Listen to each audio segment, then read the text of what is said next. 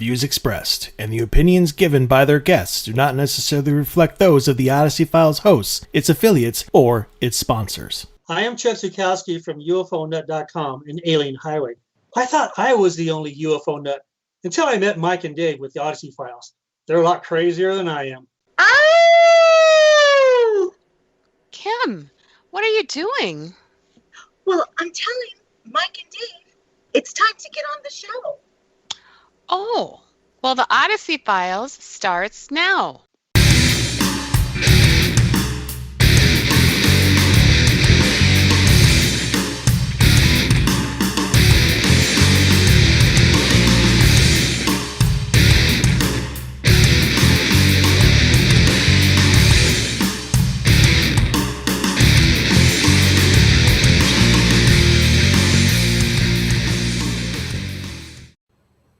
Good evening, paranormal community. You are listening and watching the Odyssey Files here on the Iron Range Radio Network and Cosm.com. So I'm your host, Michael O'Neill. With me, as you can see, is my co-host, Mr. David Soyring. Good evening, Dave. Good evening, Mike. How are you on this hot, steamy ass Monday? Busy. Very, Yeah. very, very, very, very, very busy. It's good. Being busy is a good thing. It is, but you know, I have filming that I have to do as part of my company now, and I haven't gotten to the point where we have an office, which is coming soon. So Lauren was over here earlier, and we were trying to do some filming, but that also happened to be the exact same time that the neighbors decided to throw a pool party. So well, it was 90 and sunny today, so I mean, you know, go figure that they're gonna have a pool party on a 90 degree sunny day. I am not blaming them for wanting to throw a pool party. I am blaming them for throwing a pool party. There you go. You'd be like the crabby neighbor next door and just go out on the back deck and just start shaking your fist and screaming, "You damn kids!" It was tempting. I did throw some glares out the window towards their respective location. Gotcha. But I'm sure it ceased everything from happening. Yeah, I really can't see that my going over to me, excuse me, you need to stop having fun because you're ruining my work. Yeah, I don't see that happening. But can't see that working very well. No, me either. Plus, then I get the rumor or like the reputation being that guy, and for anybody who knows me, like even semi well, I try very hard not to be that guy. You know, doesn't even matter whether it's celebrities or important people or the neighbors. I try very hard not to be that guy. So you got that going for you. That's all you got. That's all I got. Show's over. Thanks for stopping by. 3 minutes of just incredible, startling discoveries, and we're out. I was saying I was thinking that you would have a better comeback than silence. So no, I didn't. I'm actually thinking about tonight's show. Well, you should. To be honest, it's good. To be honest, it is going to be a great show. It is going to be a great show. So, Mr. Ronnie LeBlanc was supposed to be on here tonight, just as he was supposed to be on last week. But last week, everything got messed up. Like anything that had to do with the show got messed up last week. That's why you didn't see us. It wasn't like we didn't want to be here. It was just kind of a snowball effect of an avalanche of crap that one thing after another, after another, after another. And then Mike and I just about 6 o'clock, we threw the towel in. We're just like, whatever. We're just like, yeah. Whatever. So, well, then he was supposed to be on tonight and ended up getting sick. So next week, fingers crossed. Next week, Ronnie LeBlanc from Expedition Bigfoot will be our guest. But tonight, not only do we have another set of amazing stories to read and react to, but our topic tonight, which because I've been so busy today, I've gotten all of like 30 minutes of research in because we didn't this wasn't our topic until this afternoon, is mirrors. And whether they're portals, scrying, wherever Dave decides to take us. It's going to be a shotgun approach. Yeah, it's going to be a shotgun approach because there's a whole bunch of stuff to talk about mirrors and reflective surfaces and how they are looked at in the paranormal and witchcraft and demonology and all kinds of. We're going all over the board. And then somewhere down the road, we'll fine tune that, like somebody with Michelle Belanger, who is into scrying, and then have a guest come on that's more fine tuned, kind of as a follow up show, I think. And I think that's a good 1-2 punch for mirrors because there's a whole lot of angles you can go with mirrors. So tonight we're going to just go and cover this widespread approach, and then we'll fine tune it down the road. I think what we need is like Michelle Belanger month, because we have so many topics that we want to cover, and every time that we do, we're like, well, Michelle would be a great guest to have on for that. Michelle would be a great guest to have on for that. And so I'm just thinking, let's just schedule like an entire month of Michelle Belanger, and we'll just cover everything we could possibly want to talk about with her, and just pick her brain on everything, and then send her on down the road. You know my vote on that one. I mean, I think she's one of the best guests, the conversationalists that we've ever had on. Every show that she comes on, the conversation is just absolutely amazing. And it's just a phenomenal show. So, yeah, she's great. I agree. If she ever comes to me and was like, Mike, I want to start a radio show, I'd like to be your co-host, get rid of Dave, I'd be like, sorry, Dave, you're out. Yeah. Good luck with that, but okay. I'm loyal to a point. and you got the Belanger fence line, and you're my co-host until then. Okay. So all right. just want to throw that out there so you're not surprised. It'll free up my Mondays for the fall from Monday Night Football anyway, then. So I won't miss the first hour of Monday Night Football. Nobody cares about the first hour. I care about Monday Night Football for all 3.5 hours of it. Nope. Pass.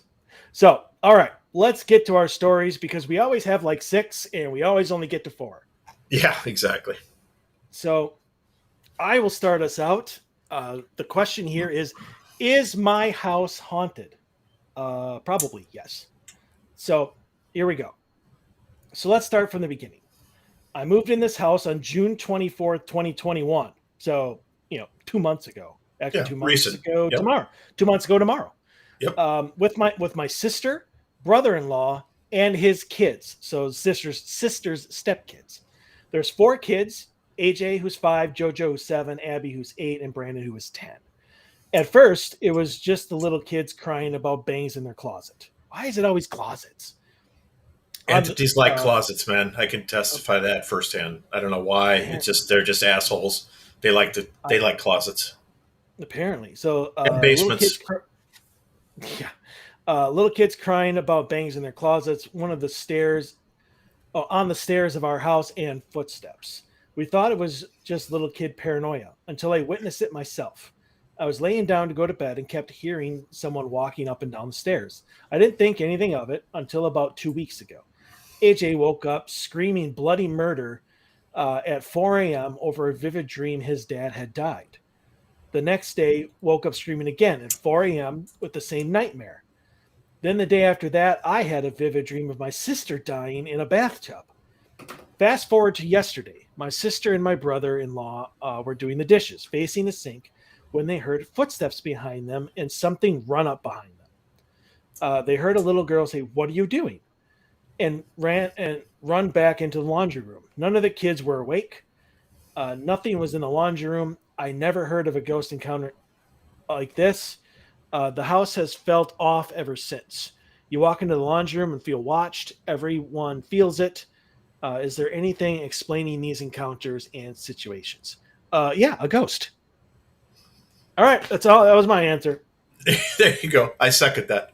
But I like the response. That's why I put the responses in there. Because then the person who actually wrote the question responded to the first response that I included. That the level 2 person, that's the lady who actually submitted this question.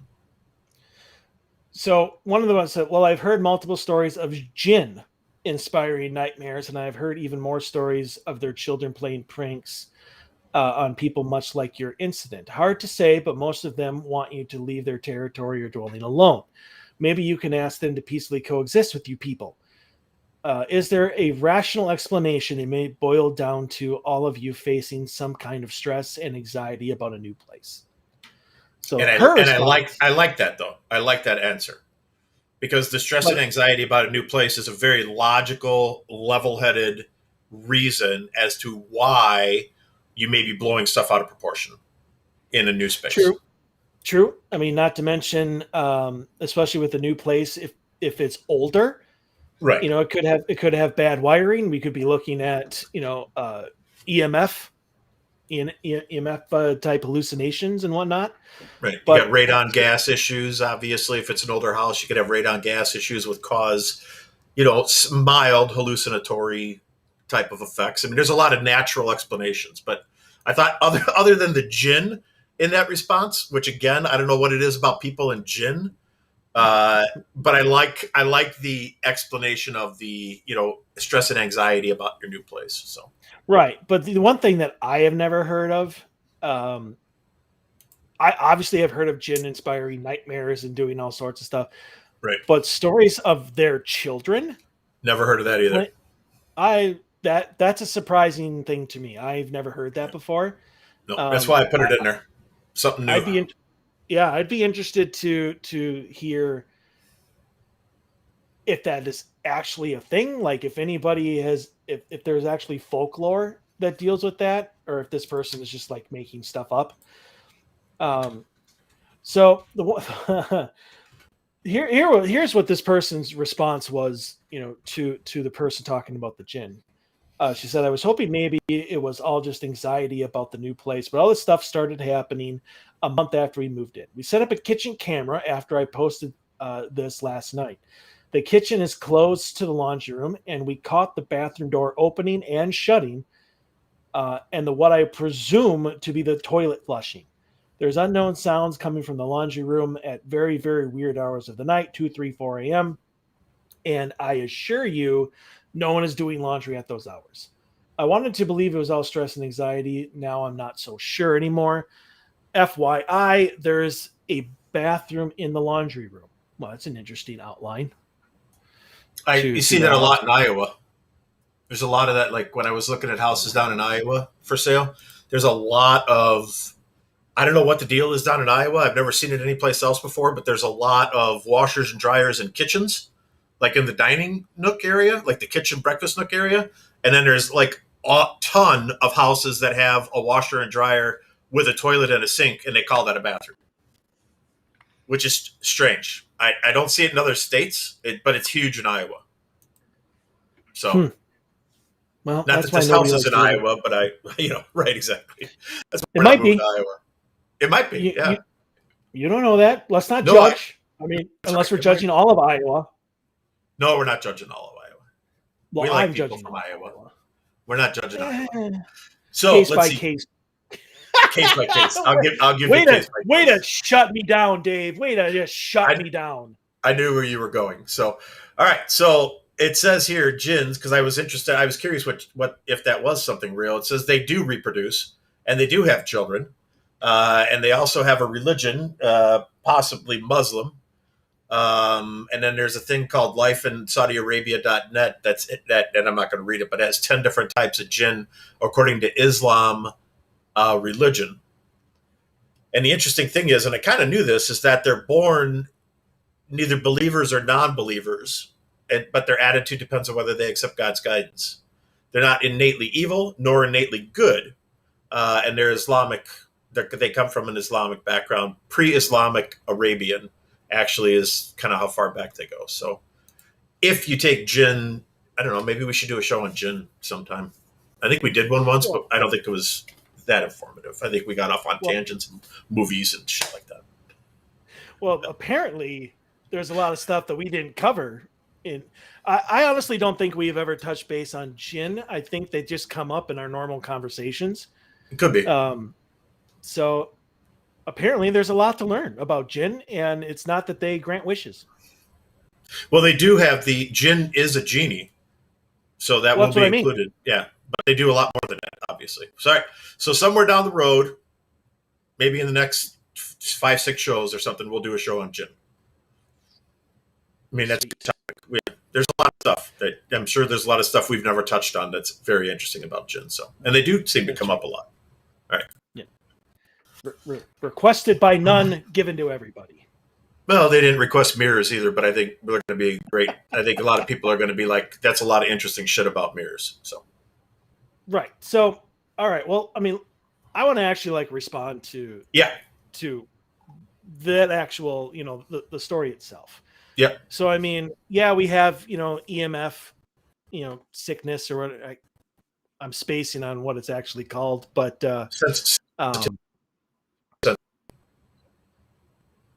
whoa, that was horrible. You like broke up there for a second. I did. I got a real loud in my ear. All right. Well, so I mean, mostly I would have said right up until like the child, that they actually heard the little girl say, "What are you doing?" Like, I mean, I would have put that up to more of a residual haunting, just because, I mean, kids are freaking out about these bangs in their closets. They're hearing footsteps, but nothing is really interacting with them. They're just kind of there. The nightmares, I agree. I mean, they could have stuff in their lives, especially with the bangs. I mean, if they watch the paranormal shows at all, like even just one, and all of a sudden they're having bangs in their closet, they're gonna shit themselves pretty much. I mean, they're gonna start making stuff up in their minds. Is it evil? Does it want to hurt me? And they're gonna get, as it goes on and on and on, they're gonna get more and more scared. And it could have gotten to the point where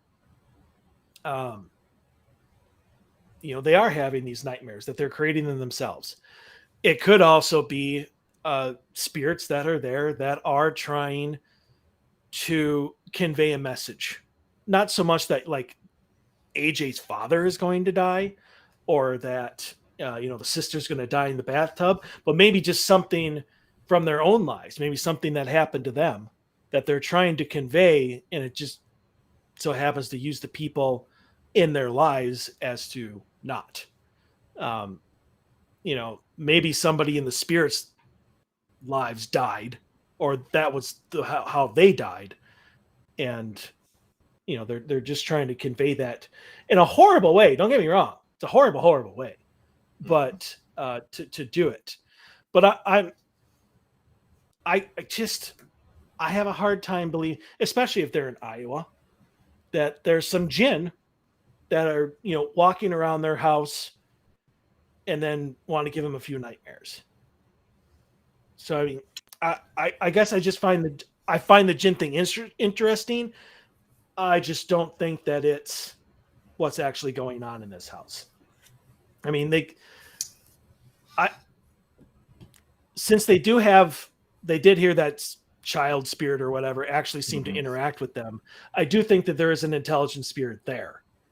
But I mean, nobody has been attacked. Nobody has been pushed or shoved or freaked out. I mean, it really hasn't, beyond just asking them what they are doing, it hasn't really interacted with them at all. And I think they just need to settle down.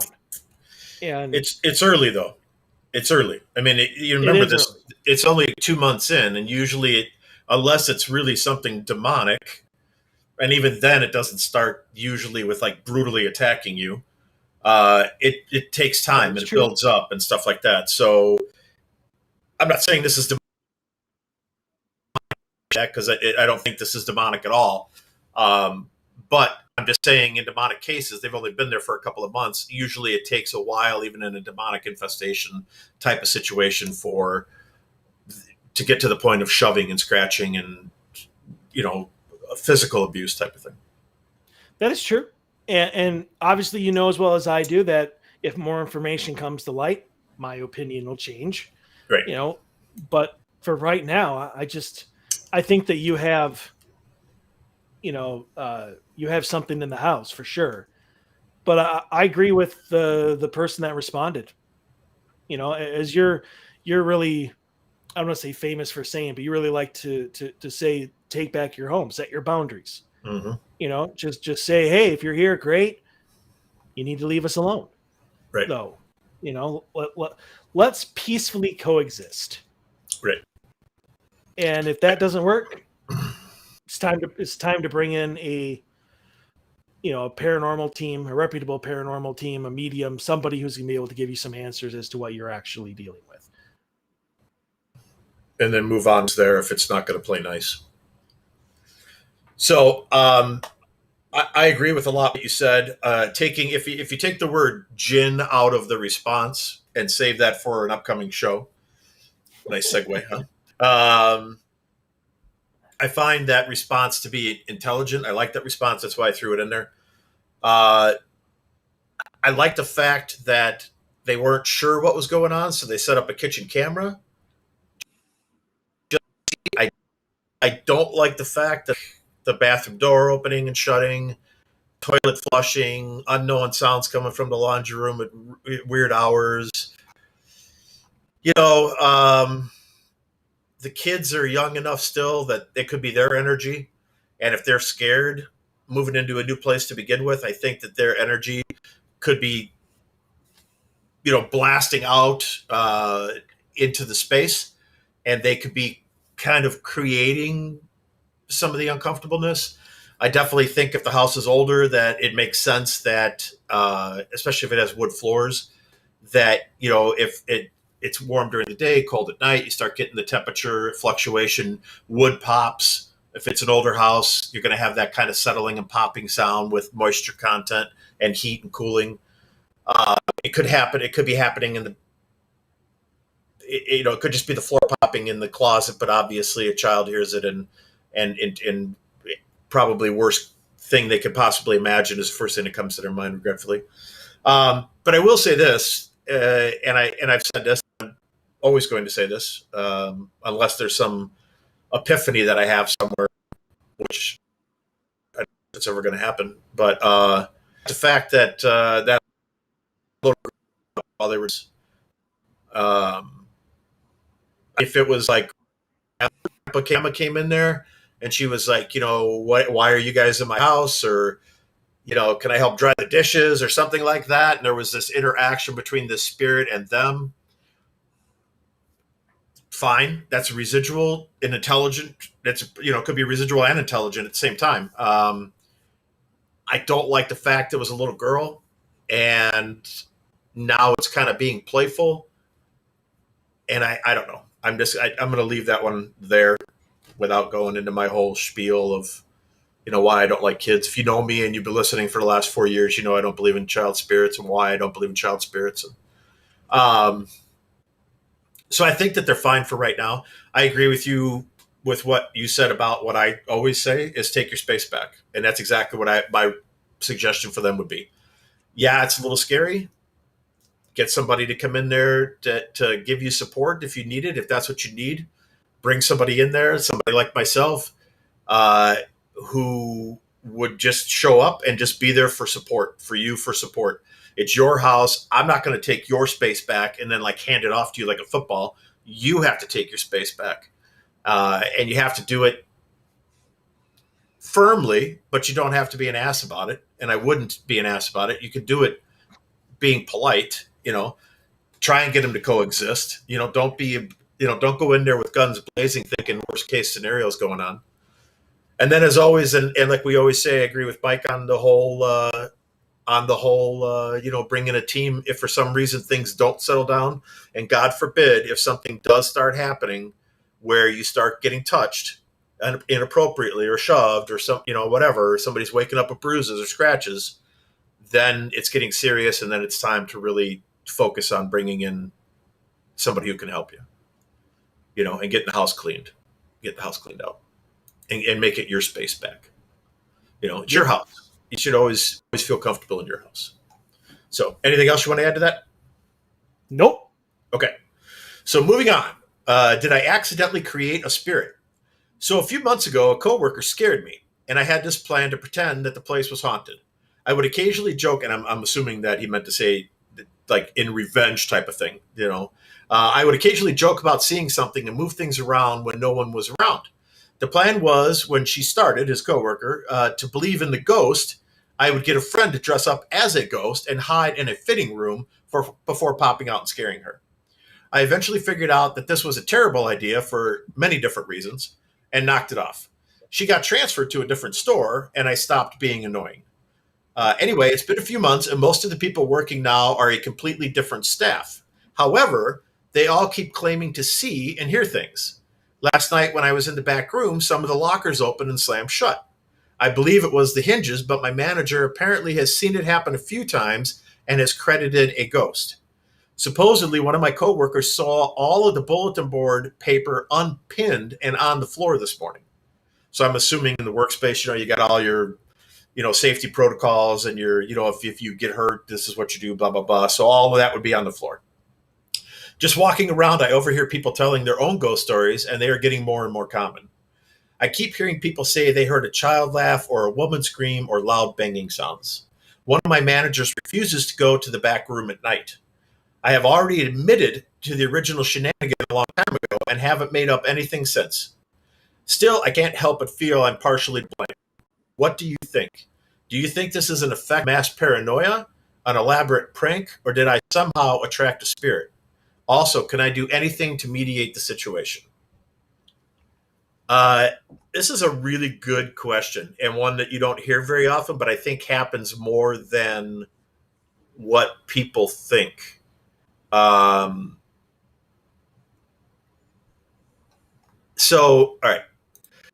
So it starts off innocently, right? It starts off as just a prank, and obviously you're going to move some stuff around and then kind of keep the story going that, oh my God, I came in today and the coffee cups were turned over and the chairs were, there was a chair on top of the break table and whatever, whatever the pranks were going to be. And then all of a sudden, person that you're going to pull the prank on gets transferred. You decide, it's not worth it anymore. Whatever. I'm just going to let it rest. But stuff still keeps happening. I'm going to say that it is not mass paranoia. Interesting avenue to go, but I'm going to say no to that. I don't believe that. I just don't think that, even if you were talking about how you were going to pull a prank on somebody, I don't see how that explains things getting ripped off the walls or, things getting unpinned off the bulletin board or lockers banging, opening and closing and banging in the break room or in your workspace area.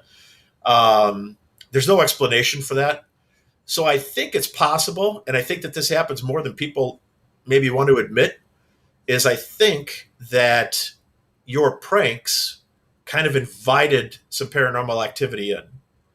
And I think it could have just been, we talk about this all the time, right? There's always spirits roaming around. There's always spirits around.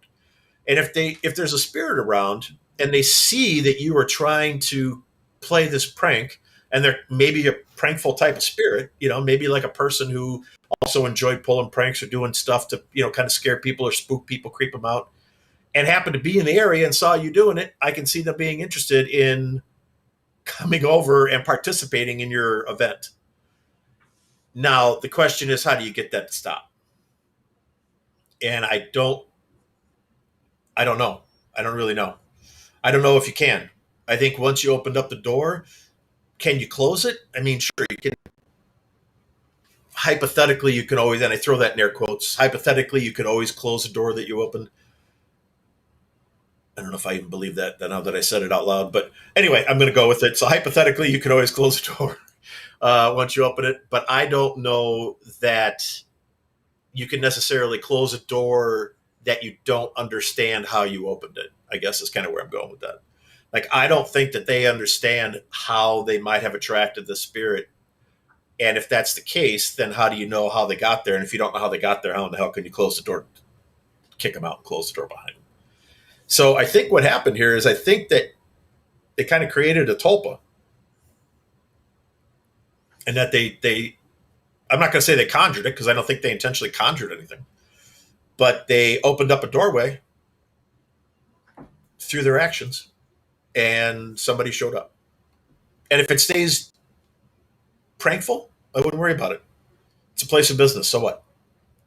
If nobody's getting hurt and you just get, I mean, seriously, if nobody's getting hurt and you just got a few blockers closed and a few things that are up on the bulletin board get pulled down, and maybe you come in and some of the, whatever, it's a clothing store because it said fitting room. So I'm going to assume it's probably like a clothing store of some type or a department store or whatever.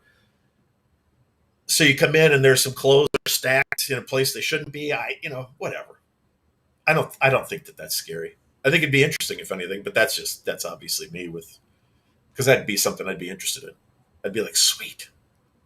I mean, I'd go work there for minimum wage just to so I could experience the haunting while it was happening, and then be like, okay, I'm out. as soon as the action dies down, I'm moving on.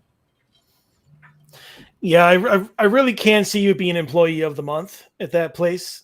Because somebody would just come up to you with a question and be like, "Can you help me?" Be like, "Hold on. Is there anybody here with me right now?" I got 3 with you in your equipment. Yeah.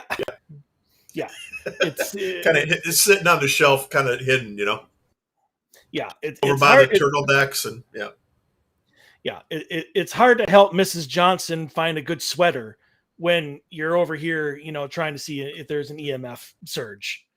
Doing EVPs, yeah, I agree. Yeah, and doing EVPs. So, probably not hired for you. But, I want to touch base on their thought about the mass paranoia. Yeah.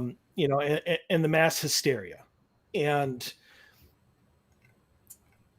the only way that can be the case is if everything that everybody is experiencing is like emotional or something that they feel, that if everybody has the feeling of being watched, that could be mass paranoia. Yep. If everybody starts to feel nauseous, that could be mass hysteria. But when you actually have physical things happening, like the people seeing the lockers open and shut and like literally pins being pulled out of this board so the stuff falls on the ground, that is not mass hysteria or paranoia because that's physically happening. Mm-hmm. So I just wanted to touch base on kind of the differences between those two, all three of those things. So paranoia, the hysteria, and then actual paranormal activity. Now, I don't think that this is a topa because that is the thought form spirit. I do agree with you though that I think that they're trying to make this a welcoming place for a spirit. Probably caught some joker's attention, and so they're like, I can have a lot of fun with this, and they're starting to mess with people. Right. They don't really care who the staff is. They don't really care who opened the door. I don't want to necessarily say that there's a door open, but I do think that it was kind of invited and welcomed in, and some spirit that was around caught wind of it, or whatever, was walking through at the right place. Was like, I can have a lot of fun with this. Mm-hmm. I would. Like, that's something that I would do. Yeah, I would too. So, the only thing that you could do is, especially since I'm fairly certain, I'd probably put it at 95% that there's some sort of human spirit there. Just ask it to leave. Just be like, look, you've had your fun. It's time to move on. And usually I think they get bored anyway, right? We talked about that. It's not the first time, right? Like they'll stick around for a little while and then they'll be like, yeah, it was kind of fun in the beginning, but it's nobody's responding to me anymore. I did this and nobody said anything about it. They just cleaned up and, went on with their day. If that happens, I can see that the spirit would be like, well, this is boring as hell. I'd leave. Yeah. I've had my fun. Time to go. Yep. Time for my next project. On to the next. Yep. They'll fist bump their friend and off to the next place they go. Exactly. Although that begs the question, do you think spirits do the same thing as we do, only in reverse? Like we investigate them, but they haunt. So they take their crew, their haunting crew, and they're like, all right, guys, we've done our job here. On to the next. It would not surprise me It would not surprise me one bit when I get to the other side if I don't meet some people that I really like take a liking to, and we all start hanging out together and do something like this. All right, you go hit the bulletin board, pull out all of the stick pins, all the push pins, pull them all out, and then put them in an upside down pentagram. Just do that. All right, and I'm going to go hit the lockers, and you stack all the coffee cups, and then see what happens. Just to mess with people. I mean, it's going to be fun. Great. Even the afterlife is like high school. Yeah, that's all right. There's no responsibility when you get to the other side. This is our responsible time now. Right? We're responsible now. We don't know that. You're right. We don't know that for a fact, but that's the assumption I'm taking with me. Is I am moving forward, and I'm just going to have fun. I'm going to travel, like I've said many times. I'm going to travel. I'm going to Alaska for a while. I'm going to Greece for a while, to the Greek islands. I'm going to the that area, and I'm just going to hang out. And I'm going to enjoy it. See what I couldn't see while I was in this meat suit, and kind of let my energy free form and just go wherever it's going to go. And if I happen to bump into somebody, at some Mediterranean diner, so be it. So what? I'll say hi. Hi. How's it going? All right. Well, I don't have anything more to add to that one. No, I don't either. It was just an interesting question. That's why I grabbed it. Because we don't hear stuff like that often. So I just think they need to settle down, and it'll sort itself out. I do too. Yeah, I think that's the best advice. Is just like I said, I think it's there because right now it's having fun, and once it's bored, it'll move on. Mm-hmm. All right, number 3. Curious about lack of experiences. So several of my friends and family have had paranormal experiences at places I have been. However, when I'm alone at these places, nothing. Is there such a thing as being like an anti-sensitive or what?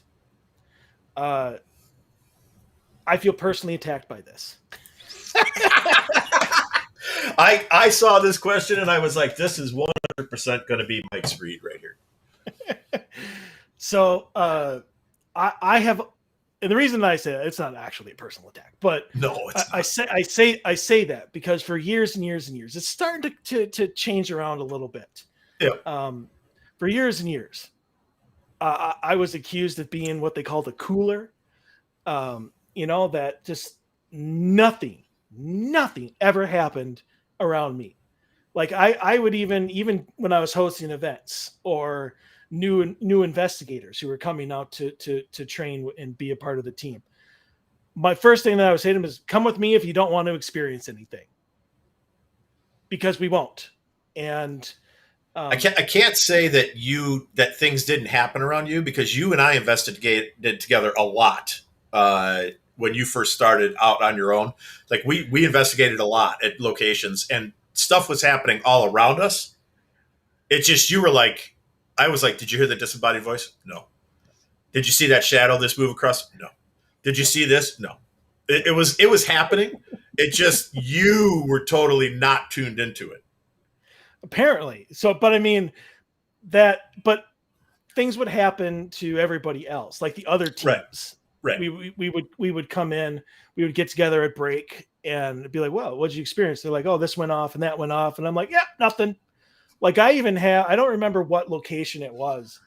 I think it was the Cresco Opera House, but I literally went on a rant to the spirits. I'm like, come on, what is it? Like, why won't you do anything for me? Right. But you will for them. And that got no response either. So apparently it was just for my own self-interest. But like I said, that is changing now. And I think it's because, from what I understand, from people who are sensitive to energies and whatnot, I put out a lot of it, especially when I'm investigating. And I think that's because as the leader of the investigation, as leader of the group, I take on the responsibility to make sure everybody is safe. So I'm in full on, don't you mess with us type of mentality. And I think that's a little off-putting. Plus there's my past lives, which we're absolutely not going to get into. But it was just something about me that that was turn the spirits off. They just didn't want to. They just didn't want to interact with me. And I think our friend Sina said it the best when she said that you throw out a bunch of defensive type of energy. I do, and that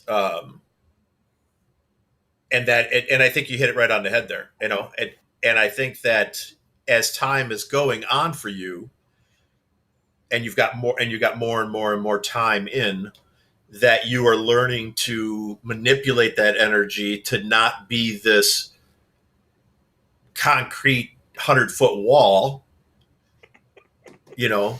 but still have the air of, we don't want you to like harm any of us, don't want to mess with us, but not this total like wall of trying to defense shield.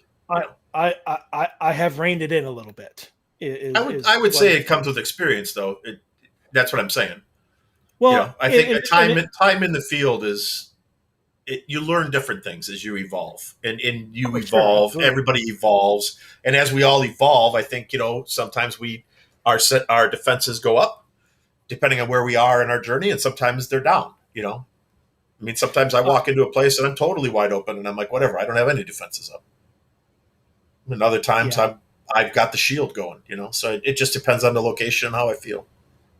I think the other thing about it is, I was waving at Kim, by the way. I know. I know what you were doing. Okay. Why would you wave to me? That's just absurd. But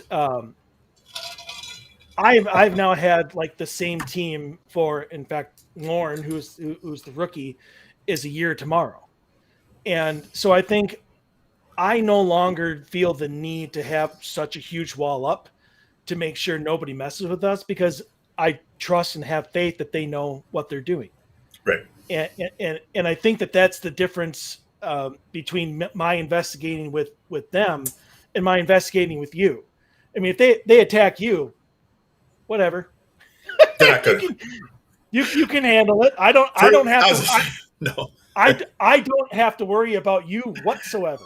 No. But I can weather the storm. I've been doing it for 50 years. So nobody's going to attack me in such a way that it's going to do me any harm.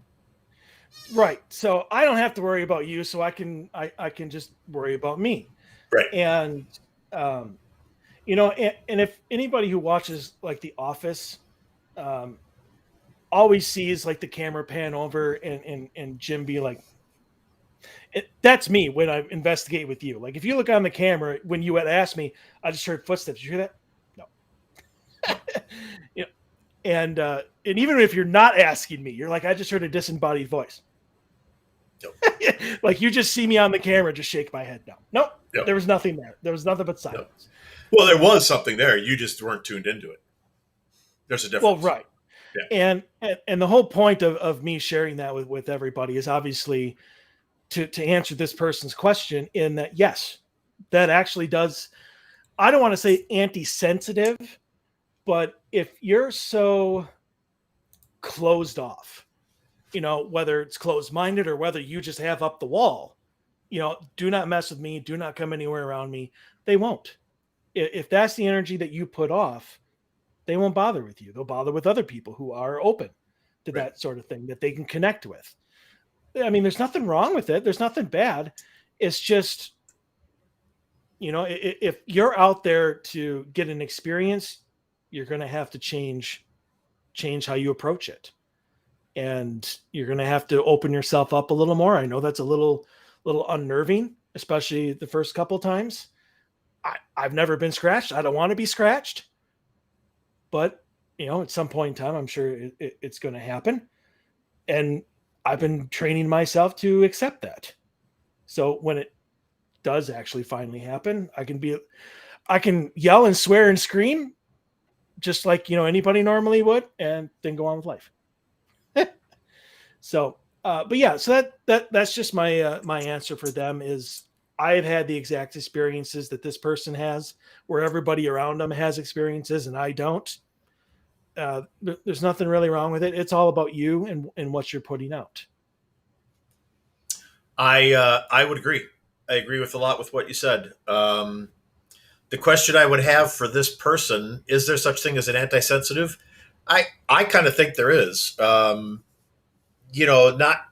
okay. So if you go by the old adage that every one of us is sensitive to some extent, and I know a lot of mediums will say that, and a lot of mediums that are our friends say that, that we're all of us have psychic abilities.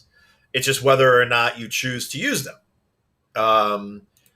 If this individual has shut off, for whatever reason, has shut off their desire to be sensitive, then they're absolutely never going to have any type of experiences. And I don't think that's necessarily a bad place to be for some people. I think for part of the population, I think you should dive in head first like I do. I think for another part of the population, you should approach things cautiously, and you should, think about what you're doing. I don't always think about what I'm doing. I do, I guess. I'm not an idiot when I go investigate, but I don't always. But I'm more apt to take risks if I feel like that's what it's going to take in order to get engagement with what is there at the location. And then I think there's a percentage of the population that isn't going to experience anything and never is going to experience anything. And I think that's okay. I don't worry about it. Right? I mean, unless for some reason you have this burning desire to hear a disembodied voice, or to see an image out of the corner of your eye, or to watch an object be manipulated when nothing is there to move it or touch it or slide it, coffee cup sliding across the table, papers getting pulled off of a wall, car keys disappearing and then showing back up in the exact same location after you've been searching for 15 minutes. Hand stroking your hair. I mean, if that's what you want, then Mike hit it right on the head. You're going to have to let your guard down. You're going to have to open yourself up. My advice there, and I would hope that you listen to this because it's important. My advice there would be, do it in baby steps. If you're completely closed off and you're not having any experiences, and you want to have an experience and that's really, really what you want, then take baby steps. Until, it might take you 500 baby steps. It might take you 50. I don't know. But take little tiny baby steps until you have that experience. And then set that as your kind of new ground zero. You know what I mean? Like, readjust yourself. Put that as your new safe space. Knowing that you can have an experience and not be in harm's way. So that's all I got. All right, moving on. Trans-Allegheny Lunatic Asylum. So I just visited the Trans-Allegheny Lunatic Asylum on a night tour, and it was interesting. One of the most active haunted places in the United States. It left a lot of questions in my mind, though they may seem dumb, like how do spirits come about? I've never been a believer in heaven or hell, but in a sense, how do the spirits not go to either? How do they remain and haunt the place instead of going into one of the two? Were they not bad or good, so they remained on Earth as spirits? I think this person's looking too deep into this, is what I think. I think that when some people die, they experience rapture. I think that's they immediately get taken to heaven. And, I don't know if you get at the pearly gates and, you're waiting in line and they pull the book out, whatever. I don't know if it's exactly like that. Probably not. But I think that if you've lived a good life and you're a good person and the core of you is a good person and you believe in God, I think, and you've asked God to forgive you for your sins, I think that you're going to heaven. On the reverse side, if you made some sort of pact with the devil while you were on this planet Earth and you never asked for forgiveness and you never asked to be saved, I think that you're probably on your way to hell. But what happens to the people in the middle? I don't think it's a question of whether they go or not. And we've talked about this many times, so I don't want to get too deep into it. But I think that people stick around for a multitude of reasons. They stick around for loved ones. They stick around for an experience that they didn't get to have when they were alive. They stick around because they're confused. You know, it's been kind of a big, I don't know, not a fact, but kind of a big theory that if you die suddenly, instantaneously, gunshot wound to the head, widowmaker heart attack, explosion, car crash, it's like a really bad car crash where it's boom, and that's it, and you're dead. I don't think you know that you're dead. My grandfather died of a widowmaker heart attack, is what they called it. Was driving a truck. He drove an 18-wheeler, was driving a truck, and died. From what they said, he died instantaneously, died within a couple of seconds behind the wheel. He was still around. He came and visited me when I was a kid.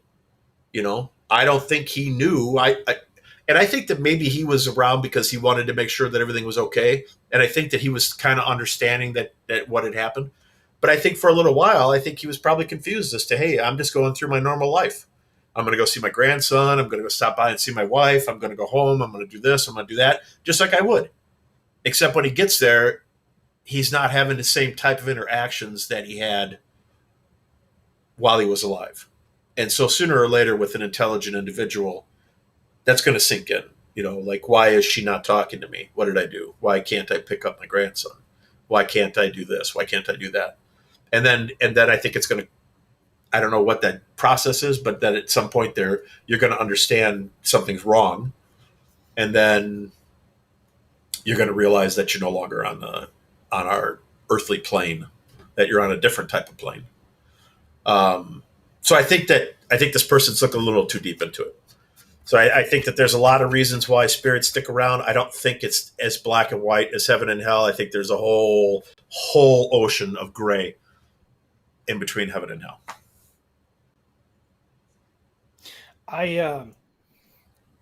When I was first reading this question earlier, and then just now as you were reading it,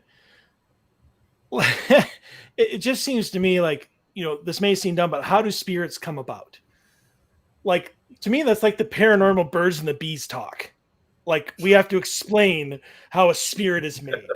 And I'm just sitting there being like, well, when the body loves death, like really a lot, they get together, and then the soul exits the womb, right? And you have a spirit. I don't know how ghosts are made or how they come. People die and their soul leaves, and right. We have a spirit. So that question to me just seems like that just somebody asking for the birds and the bees talk paranormal edition. I would agree with you on that one. I kind of bypassed that one because I was like, I am going to get more into the meat of the heaven and hell and the gray area. But yeah, I agree with you. That is the birds and the bees version of the paranormal talk. Without a doubt. Yeah. But to getting into the meat of it now, but I've had this conversation with my team, I think multiple times, especially Scott, who is, a minister, master's degree in theology or PhD shaman, in this, right? Shaman, everything. Right. And so, I mean, if you want to take a look at what all Christians say, you can't get I would be so shocked if you could get a Christian to say any other answer than to the question of what was God's greatest gift to mankind? Free will, the right, the ability to choose. They always say that is the greatest gift. Right. So my question to Scott and anybody for that matter is, when we die, do we not get to choose? Do we not get to, if we understand that we're dead, do we not get to choose whether we want to stay here or whether we want to go? Sure we do. Well, right. And that's always been my contention. So, I mean, you were pretty much right on. Like, if I were to have a wife and kids and a family and I wanted to watch over them, and that's more important to me than going up to heaven, I'm going to stay here and I'm going to watch them. I'm going to watch over them. You see a lot of mediums and intuitives now, especially in more recent years. I've been finding it more common where they say, The spirits can come and go as they please. They can go up to heaven. They can stay there for a while. Right. They can come back down and visit. They can go back up. They can come and go as they please. It's a revolving door up in heaven. That's a new concept, probably within the last decade. That's what I said. I mean, it's something I'm hearing more and more and more. Yeah, it's a fairly new kind of concept because that never was the case. Exactly. Like, never. It was either you go to heaven, like the angels come and get you, and you go be where you've worked your whole life to be, right? And your faith and your beliefs, and you get to go to, your gift in the kingdom, or you don't go, and you choose to stay, and then do they come back? You know what I mean? Like, that was always the question. Like, are they going to come back in 6 months? Let you finish up and tidy up what you want to do, and then say, Gabriel's going to come back down and be like, okay, Dave, are you done now? Did you take care of what you did? Oh, hi, Gabriel. I did. Thank you very much for that 6-month hiatus. All right, let's go. That was always the fear. That was always the fear from a Christian standpoint, is that if you pass it up in the first go around, is that going to be an option that's going to come back to you? Mm-hmm. That still kind of scares me. I still don't know the answer to that. I mean, obviously, but in my mind, I still have an issue with that, which is why I try to leave. Like, I'm trying to get done and not have any baggage when I die. Like, I don't want to have any, I don't want to be like, I want to see my daughters, I want to have 8 grandkids, and I want to see everybody get married, and I want to do this, and I want to do that. I do want to do that, but I don't want to do it to the point where it becomes this anchor that anchors me to the earthly plane. Mm-hmm. Is I'm trying not to do that. Now, whether it works or not, I don't know. Who knows? The other thing that I want to mention about this, and were they not bad or good, so they remain here, on Earth? I don't think that that's the case at all. But here's something else that I want to point out. I mean, especially if you're at like a Trans-Allegheny, you're at a Waverly Hills, you're at Ohio State Reformatory, West Virginia State Penitentiary. Yeah, doesn't matter. Right. Take into account that you may experience paranormal activity, but that does not mean that there is a soul or a spirit connected to it. If you are dealing with residual energy, you are still going to get that experience, but there's no intelligence behind it. So, I mean, don't take every experience that you have as you are encountering a ghost, or somebody's soul, because that might not be the case. And I think it's very important, if you're going to ask questions like this as to why spirits are here and not up in heaven or hell or wherever, that you may not be dealing with one at all to begin with. And I guess the only other thing that I would add in there is, like what you had said, Dave, they might not know they're dead.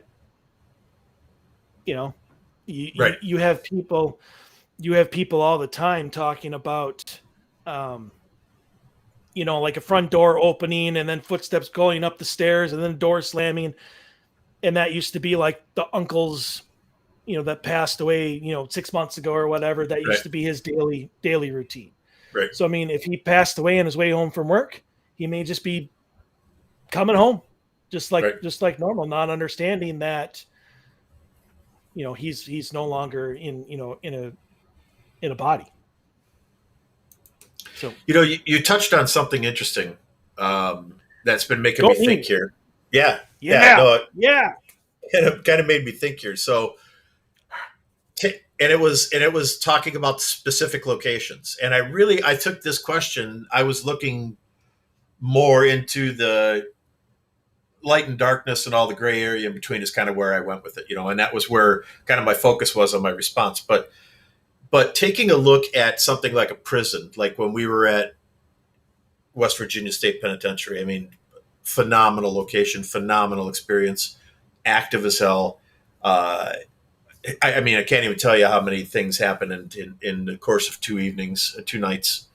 But taking a look at this specific location, Trans-Allegheny Lunatic Asylum, I think that there's a good possibility that if you're in a place where somebody truly has a mental illness, they might still be there because they don't understand. They don't have the cognitive ability to understand the difference between being dead and being alive. You know, that's not something that their mind processes. You know, it's just like, okay, I'm just going to continue to do this. And I'm going to do this because that's what I did every day. You know, like I worked with disabled adults for almost 5 years, and they're very pattern and specific daily activity is extremely important. That it's not like, hey, let's wake up today and we're going to do this on Monday and this on Wednesday, and today I'm going to decide I don't want to do this. That does not happen, man. It is very specific routines, and that creates this comfort level for the adults that I worked with. You know, they were very comfortable knowing that at 8 o'clock Dave's going to be at my house, and at noon we're going to have lunch, and at 1 o'clock I'm going to be back on the floor, and that was very comforting to them, and it gave them a sense of calmness and peacefulness and a purpose for being. So I think, like, if you go into a place like this specific location, right, the lunatic asylum, who knows how bad some of the people were that were in there and how bad their mind had broken. You know, I think that those places are active because they don't understand it's time to move on. Well, they don't understand what moving on means. They can't rationalize it. They can't grasp that concept. So they're just there still. And it might be a reason why a lot of places like tuberculosis centers and retirement homes and hospice care and dementia patients and asylums back in the day, that might be why they're still active locations. You know, that's why they're always going to be active. It's because you're always going to have this core group of people that don't know it's okay to move on. And nobody's helping them move on. Everybody's just paying money to go there and listen to EVPs or try to get a piece of equipment to go off or get a response by doing something, good or bad. You know? Yep. So, all right, we'll save the other two for next week. Sounds wonderful. We hit that 4. does it for hour one. Good. Yeah. We always hit 4. So that's going to do it for hour. No, we'll run short. Let me go to commercial, Dave. Yeah, go to commercial, Mike. I'm trying, but you interrupted me. So shh. Thank you. All right. Well, that does it for hour 1. We're going to go to commercial now. And so stay tuned to the other side, because when we come back, Dave and I are going to be talking about mirrors. So there you go. So, all right.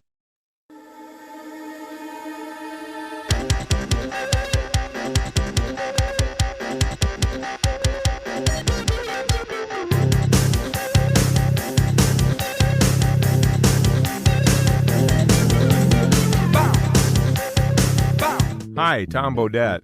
If you can hear me, then you have an internet connection, which means you can do cool things online, like listen to streaming radio, obviously, or watch a video of a monkey washing a cat. Let your freak flag fly. Or you can book a room at a great price at Motel6.com. Isn't the internet wonderful? Everything you want right at your fingertips, and whoa, did not need to see that.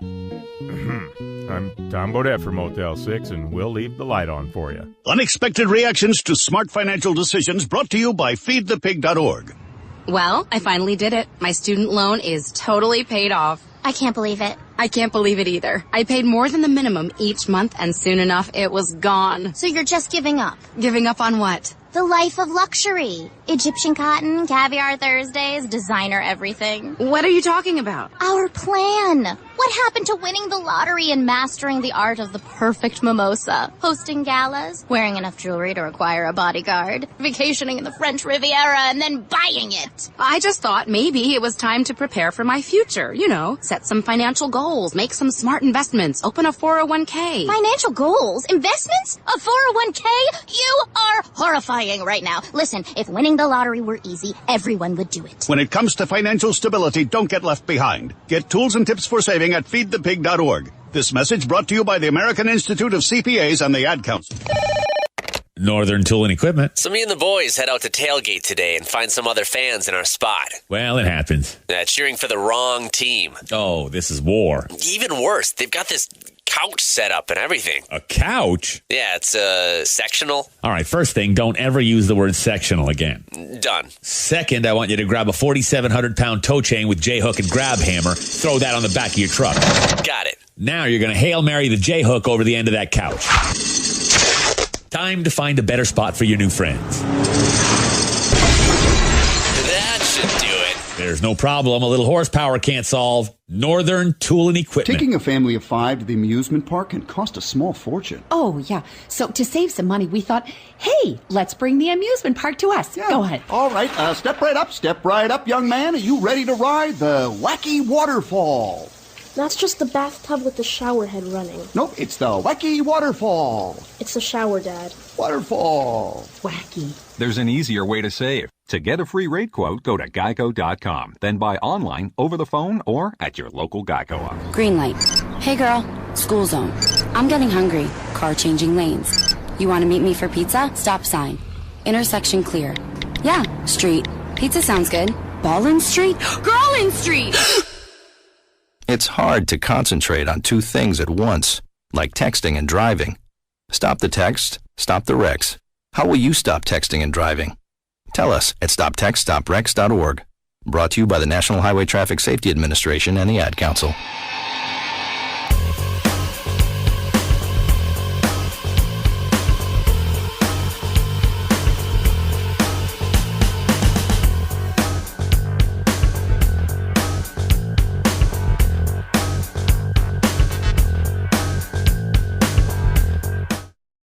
Hey, it's Chris Fleming.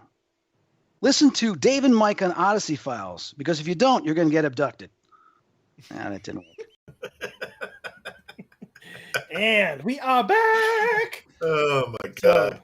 Chris. Yes. So, you have been listening and watching the Odyssey Files here on the Iron Range Radio Network and Cosm.com. So, yeah, I'm your host, Michael O'Neill. With me still is Mr. David Soyring. Yeah, he hasn't hung up yet. I'm hung up yet. So no, I'm excited. I'm excited for mirrors. There's a whole lot of stuff to talk about with mirrors. Good, because get ready for 55 minutes of talking, and I'll throw in a joke here and there. Okay. All right. Well, I you know what? I've got so many different things I want to talk about. I really don't have it in order, so I'm just going to hit it. So I'm going to start with mirrors. So something very interesting, a personal experience that we actually both experienced, so we can both talk about it. We had a case that we worked together that was a Native American family, and her father was a very powerful, very well-respected medicine man, shaman, medicine man, tribal leader. I mean, the guy, very well known, very well respected. And he came to visit, showed up at their house that they had bought, and noticed that they had mirrors all over in the house. And he told them very specifically and very forthright that they needed to remove the mirrors in the house because mirrors were portals, and that these portals would allow entities to freely travel back and forth through their space from their dimensional location to our dimensional location, and that they could easily just transverse back and forth through these mirrors. So the homeowner had told us in no uncertain terms that after her father had visited and had told her that it concerned her, and that she removed the mirrors, like all of them, I think. I don't remember what she said off the top of my head, but there were half a dozen, 8, 10 mirrors in the house hanging on the walls, like decorative mirrors, and that she removed them. And so it's very interesting. And the reason I bring this case up is because when we went back to actually do the investigation, there was this gigantic mirror, like on the wall in the bedroom, humongous. The thing was probably 8 feet wide and 4 or 5 feet tall, gigantic mirror. And I thought to myself, I couldn't help but think, immediately when I turned the corner of their room, I couldn't help but think, what in the hell is this mirror doing in their bedroom after just listening on the kind of the pre-investigation meeting that we had with them when she told us all about her dad and mirrors and stuff. What the hell is this mirror doing here? And it showed up within a couple of weeks from when we actually could get to the location and we did the initial meet and greet.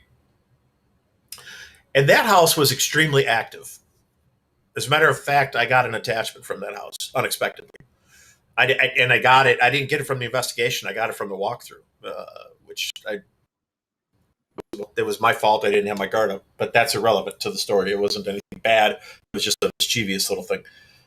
But the interesting point is that they brought this mirror in, and that totally contradicted what she had told us, and that totally contradicted what her dad had told her. Yet she still did it. And I've never been able, like, I always wanted to go back to that house and ask her, or him, like, why did you bring that mirror and put that mirror in your bedroom? And they're talking to him that the antique desk lamp on the nightstand turned on by itself as we were just talking. Having a question. I had her in my hands, and we saw this purple black bulgy orb sitting perfectly in the middle of the bed. Of their bedroom, just sitting there, hovering right above their bed. This freezing cold spot. It always made me wonder why there was, and I've always listened to the idea of mirrors can be portals, and they could do this, and you could do that, and things can come through. But I don't know that I really necessarily jump on that ship 100%. I think that it's possible, because I think everything is possible until it's not possible. That's just my mentality. I think that if somebody tells me something, I'm going to take it at face value unless it's so absolutely ludicrous, like the earth is flat. If it's like that, I'm not on board. But if it's a paranormal related topic and you tell me you had an experience and you have a story to go with it, I'm going to believe you. And so from that location, that specific case has led me more towards believing that mirrors can be conduits of energy, and that there is a possibility of interdimensional travel freely from one plane to another through a mirror. Because I think that they invited back in something with that gigantic mirror that they put in their bedroom. Like I felt like they invited something back. Like I felt something wrong with that mirror. It wasn't just the fact there was a mirror. It was just that vibe. When I turned the corner and saw it, it was just this instant vibe, pit in my stomach, sickness. Like, why is this here? So I think that mirror was there during our walkthrough as well. I do. I think either that or it's a new piece of furniture, because I think it was their big dresser. Like they had a big chest of drawers, and that came with it. I don't think that they went out, bought like a humongous mirror separate, and then just put it on. I think it came with that piece of furniture. It might have, but it wasn't on the piece of furniture anymore. It was hanging on the wall like a piece of art would be, and it was not there when we investigated. But anyway, that's irrelevant to what we're talking about. That specific location kind of opened up the door to me thinking that there's a possibility that there is some sort of dimensional flow, right? I mean, what do you think? No? I definitely think that mirrors and like reflective surfaces and stuff like that, I think they can be used. I just don't think that that's a natural quality of a mirror. Like you can see your reflection, it's crystal clear. You can see your head to toe. Oh, and it's a gateway to the spiritual realm. Like I just don't think that that's part of the description of a mirror. I would agree with you, and I wasn't trying to imply that in any way, shape, or form. I think that you have to put energy into an object, like a Ouija board, right? You have to put energy into something in order to activate that energy in reverse. So they would have to put energy into that mirror or give that mirror some type of life, or and I have seen this many, many, many times, and I don't know how to explain it. But if you take a location that has had horrific activity, and let's just jump to Villisca Axe Murder House, right? When they went in, when the people went into the Villisca Axe Murder House and found the people that had been bludgeoned to death with an axe, the parents and the children, all of the mirrors were covered. Mhm. Right? Why? What was so important about covering those mirrors? Was it because some people say it was because the killer didn't want to see himself doing the actions. Other people say, and we'll talk about it tonight, and not just that particular incident, but that if there's a horrific crime in a house or something bad happens in a house and somebody passes away, that you should cover that mirror, because if the person's spirit sees themselves before they have passed on and moved forward, if they see themselves in that mirror, they see their reflection, they become trapped. And we get 6 more weeks of winter. I'm not thinking that I read that.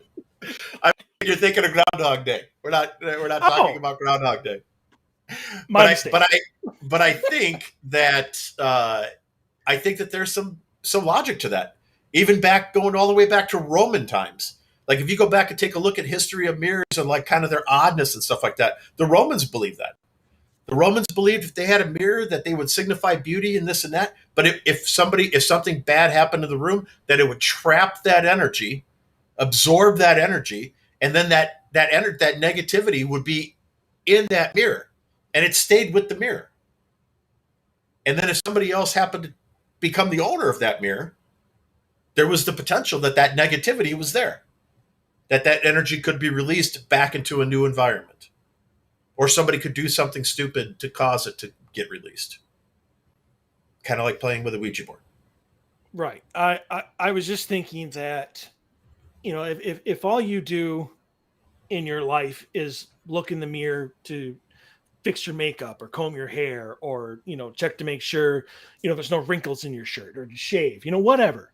Right. If all you're doing is the normal stuff, nothing is ever going to happen with that mirror. No.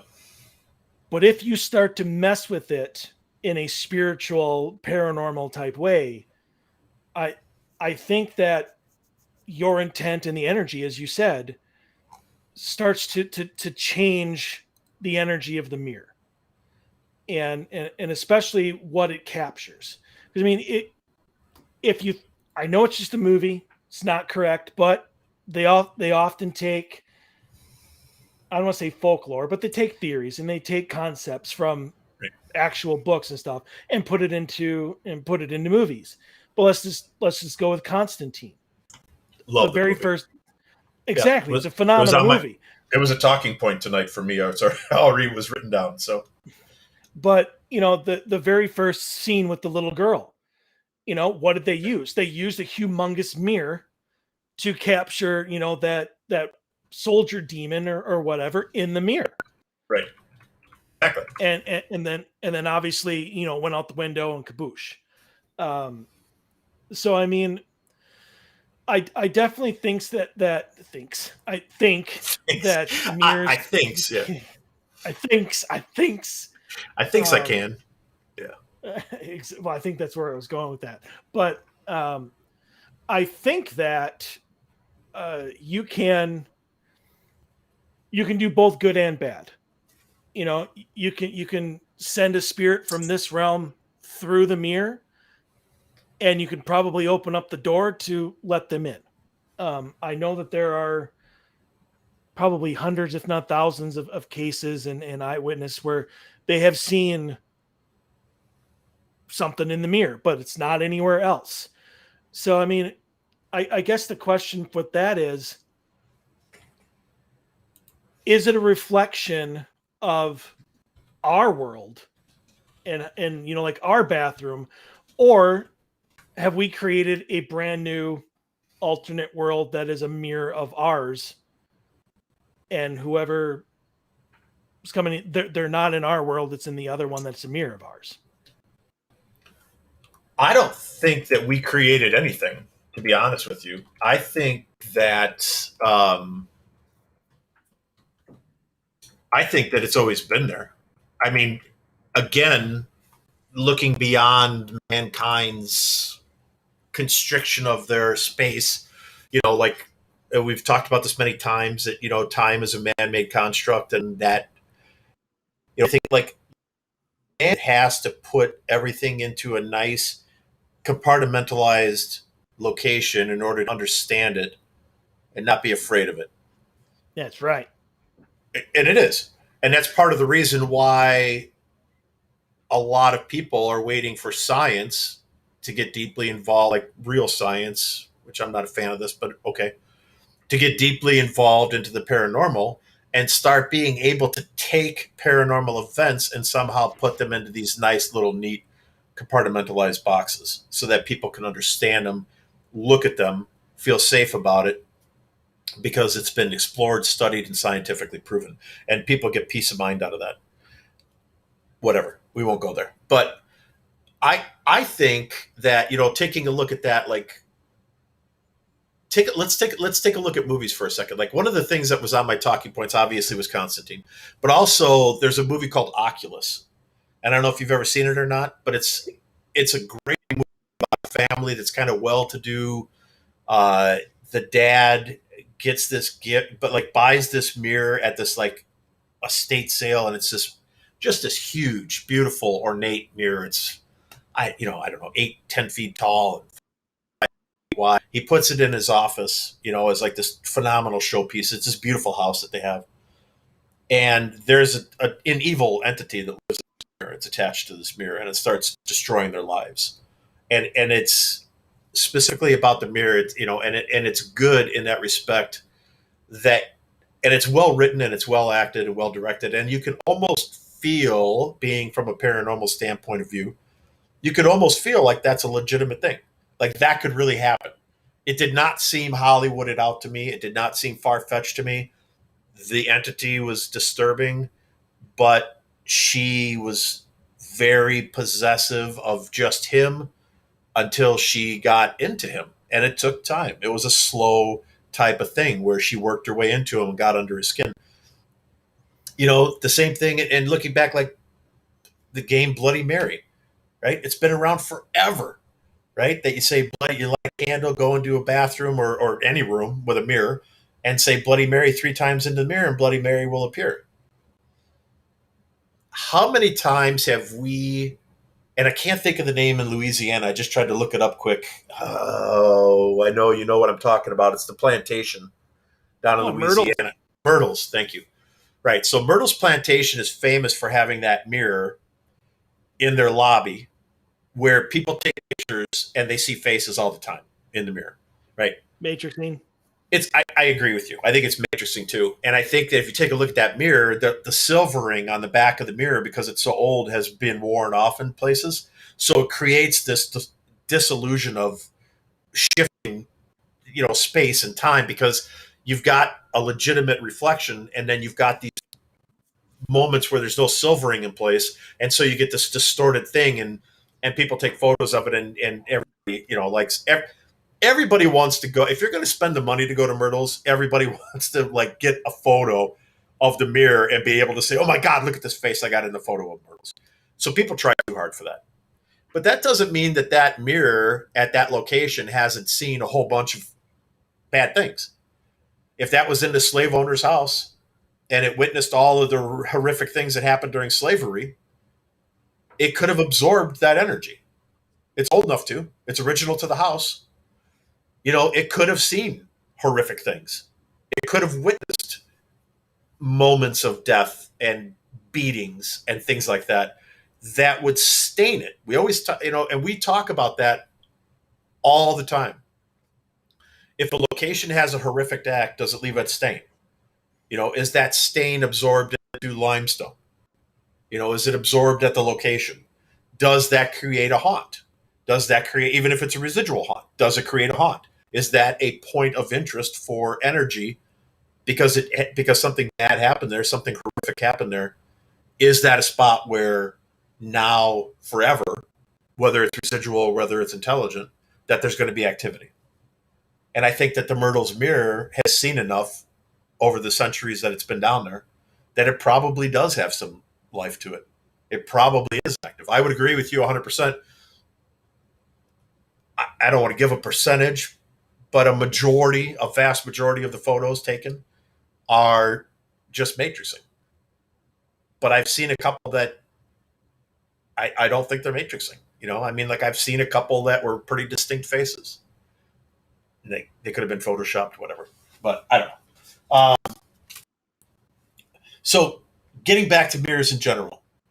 Bloody Mary we talked about. Breaking a mirror, 7 years bad luck. It's been around forever. Everybody knows it. I heard it as a kid. I've never broken a mirror. But why is that there? Like, why? Like, where did that come from? Where did 7 years of bad luck? How is that curse? And it is a curse. Why is it a curse? Why is that going to happen? They talk about another thing of mirrors. Good luck newlyweds. If you or someone you know is getting married, the happy couple should stand in front of a mirror together. Not only do they get to check out how stunning they look on their special day, but they're also participating in a wedding tradition. It is said that if the married couple looks into a mirror shortly after they say, I do, they are uniting their souls. When you look into a mirror with someone, it is said to create an alternate universe where the two souls can live together and live forever. That was new to me. I didn't know that. The concept that we talked about covering a mirror, covering a mirror to trap lost souls. Once someone's passed away, their soul is released from the body and says that if a soul encounters a mirror before their body is buried, kind of like what I talked about earlier, typically within the first 3 days of passing, that there's soul trapped in the mirror. This is said to cause a tarnish or even turn into the image of the deceased. People have claimed to see faces of the dead appearing in old antique mirrors, kind of like what we were talking about at Myrtle's.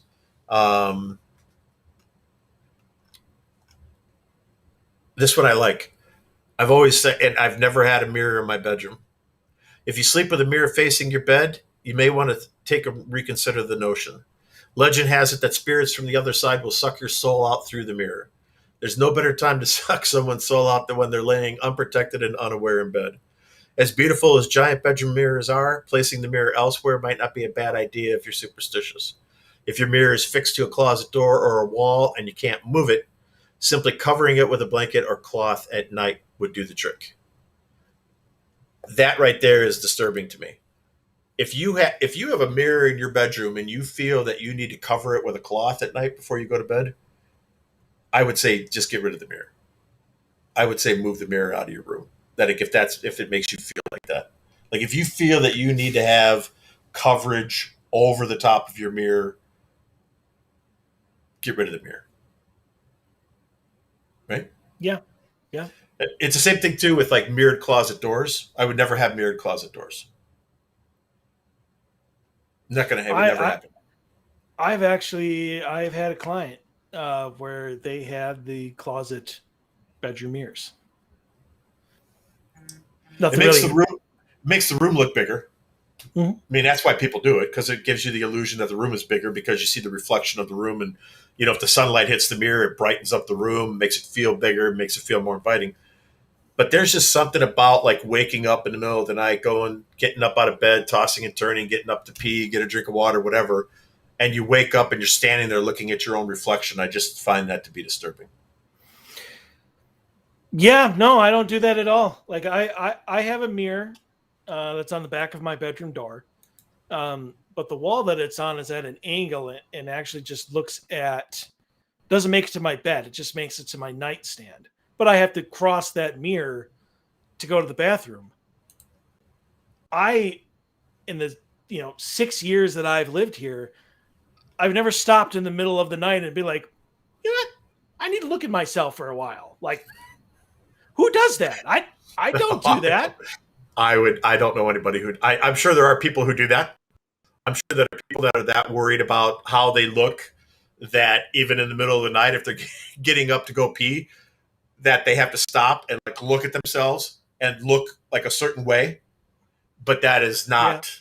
Yeah. I mean, that's a narcissist. Yeah, That's no, that's an egomaniac kind of person.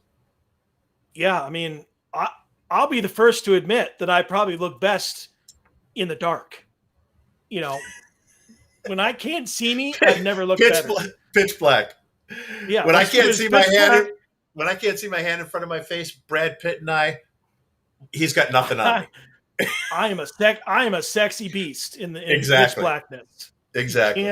You can't beat me on that one. So, but in the light, different story.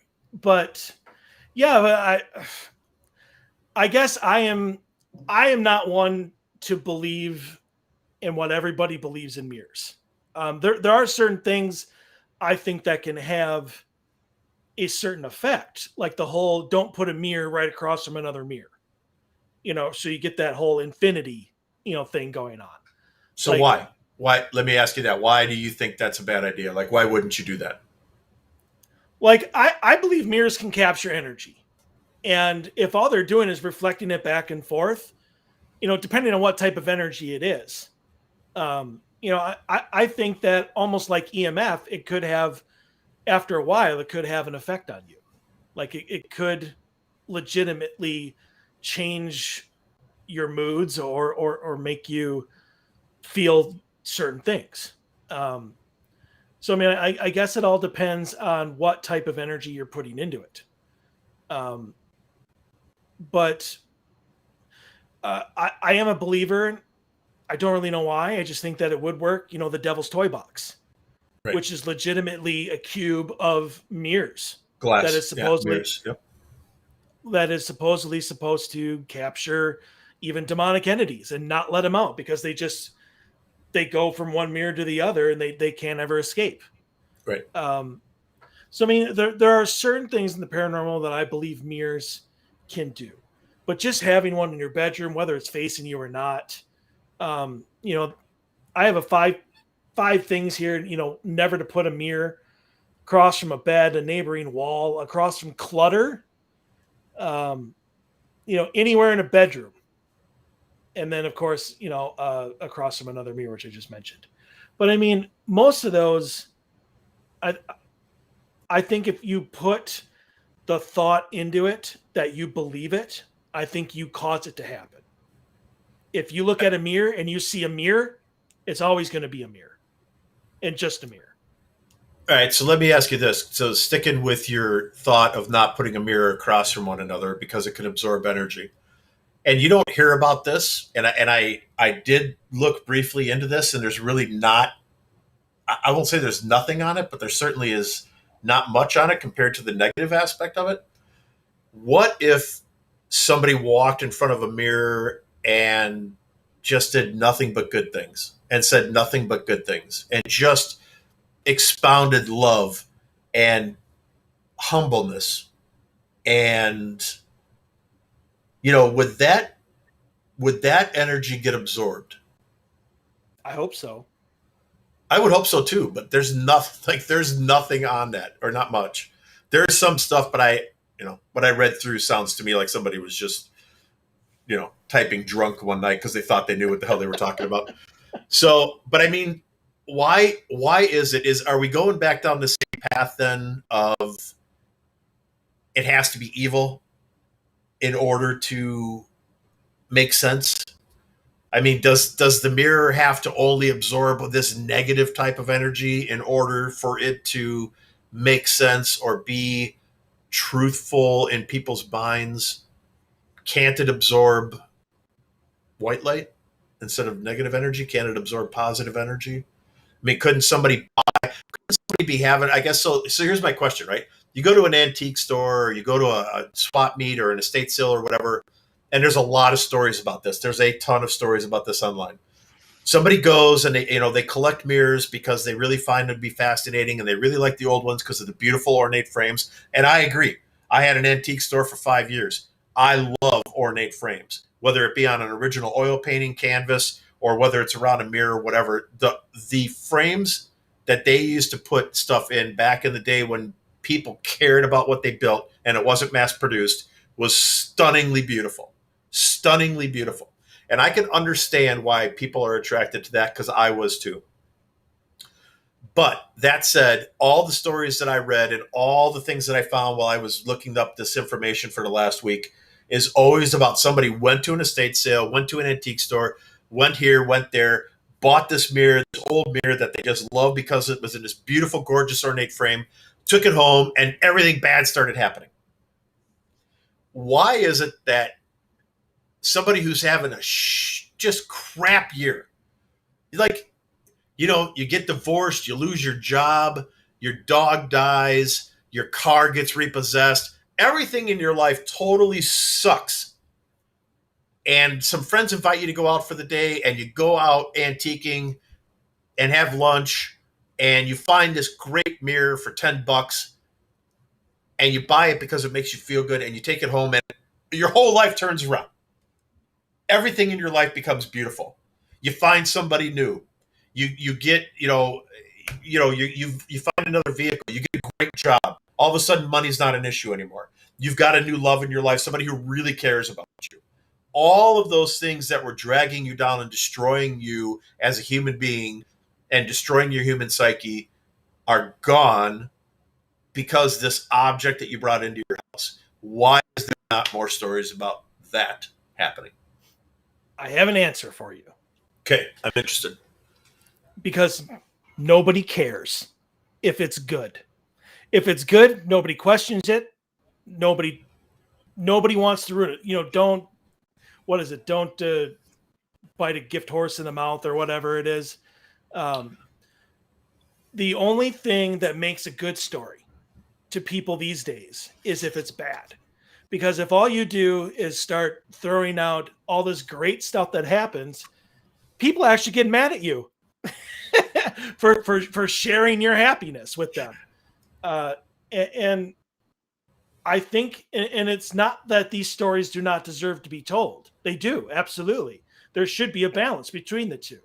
I agree. But when good stuff happens, nobody else cares. And nobody wants to hear it, except for maybe the people who are closest to you. It just doesn't make a compelling story. Well, I want to hear. Well, right, but you and I are different. Right. I'm just saying, no, I want to hear. Well, you said nobody wants to. Like, I want to hear. Like, I want to hear somebody tell me that their life got substantially better because they brought an object home that was hot, that was energy. Like, energy was bound in the object. But, you know, not good or bad, just energy was bound into the object from whatever. And it turned their life around and made their life something to be really happy about. I want to hear that story. Well, right, and so do I. When I say nobody, I just meant in general. Yeah, I get you. I know you did. The other thing is, nobody wants to tell that story because then somebody else might come and take it from you. I have learned. I can see that. Yeah, I can see that happening. I have learned in my lifetime that when something is right on the horizon that is really good for me, and I'm so excited to tell people, and I do start telling people, I'm like, this is coming my way. This is going to happen. I'm so excited about this. This is going to happen next week. Something comes along and ruins it and takes that away from me, and it doesn't happen. So I've actually started, like, if I know something good has happened, I keep my flipping trap shut until it happens. And then I tell people, because otherwise my experiences have told me that I'm going to ruin it. It's almost like the birthday wish thing.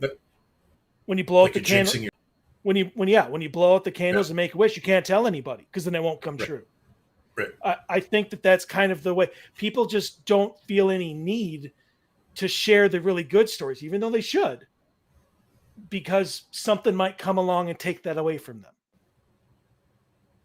I think we need that. We do. Like I seriously think like we need that. Like I feel the need right now to like create a website of positivity and like just send out a mass request of people to just flood me with their positive experiences and stories and pump it up. You know, we did try that last Christmas when we had people write in their favorite Christmas memory, like positive Christmas memory. Yeah. I thought that was a phenomenal show. I like that show. Let's just throw it out there right now for anybody who is watching now or later. Email just a good story, something positive that happened to you. odysseyfilesradio@gmail.com. And, maybe we can have one good story a week. I would love that. Yeah. 5 minutes of positivity. I would love it. I would love 15, it too. I think that would 15 minutes of positivity. I mean, yeah, absolutely. Yeah, I would love to do that. I mean, I feel that, and especially since, we look at, like, we do the research and we're involved in the whole paranormal scope of things, and people that we know, famous and not famous, irrelevant to me, as far as their involvement in the paranormal, just different aspects of different things that they bring into our account. We learn from them and they learn from us as we're going through this journey together. I'm really excited. Like, I think we really need to have substantially more, like, positive stuff. So I like that. I think we do. I think that's a great call out, great shout out. But let's get back to mirrors. So question for you. And I've been kind of tossing this around in my mind. So I'm just curious, like, as at what your thought of this is. So the term, like, thinking just thinking not about anything else than this one simple thought, right? A mirror is a piece of glass. A piece of glass reflects an image. That's it. Keeping it that basic. My television screen, when it's turned off and there's a light on in the room, reflects an image. It's not as clear as a mirror, but it still reflects an image, right? A computer monitor, a stainless steel stock pot in your kitchen, right? You can walk by it. You can look at yourself in a stainless steel cookware. Lots of things. Like, there's lots of things other than mirrors that are reflective surfaces. Why is it that my TV is never going to be a conduit of negative energy? Why does it have to be a mirror? What is it about mirrors? Just the simple basic mirror, a piece of glass with silvering on the back side of it, because that's all it is. If people don't know, some people probably don't even know what a mirror really is, other than a reflective surface, right? A mirror is nothing more than a piece of glass. If you take a mirror and you scrape the silvering off the back side of it and put it back up, it's just a piece of glass. The silvering on the back of a mirror, because I resilvered my antique mirrors, some of them, when I had my antique store. And it's a process, but you can do it and they can turn out absolutely beautiful, but it takes time. But it's nothing more than a piece of glass with a reflective surface on the back side of it. So why aren't other reflective surfaces considered to be potential doorways, pathways, conduits of dimensional travel and or energy storage?